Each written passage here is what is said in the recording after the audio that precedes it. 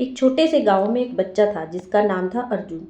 अर्जुन को विज्ञान में बहुत रुचि थी। वह हमेशा नए नए सवाल पूछता रहता था।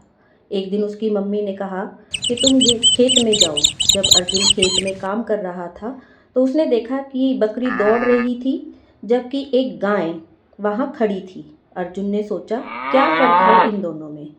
वह अपने सवाल का जवाब जानने के लिए अपनी दादी के पास आ गया। वो गांव की सबसे बुद्धिमान महिला थी। अर्जुन ने पूछा, दादी, बकरी दौड़ रही है और गाय खड़ी है, ये दोनों क्या कर रही हैं?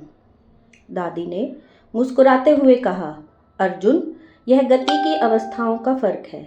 गति 3 अवस्थाओं में होती है, स्थिर यानी रेस्ट, संवेग यानी मोशन और आवेग परिवर्तन यानी एक्सिलरेशन। अर्जुन ने कहा, दादी, इसका क्या मतलब है? दादी ने समझाना शुरू किया कि जब कोई वस्तु स्थिर होती है, जैसे गाय खड़ी है, तो वह विश्राम या रेस्ट की अवस्था में है, जबकि बकरी दौड़ रही है, इसका मतलब है कि उसकी गति बदल रही है। यह अवस्था संवेग कहलाती है।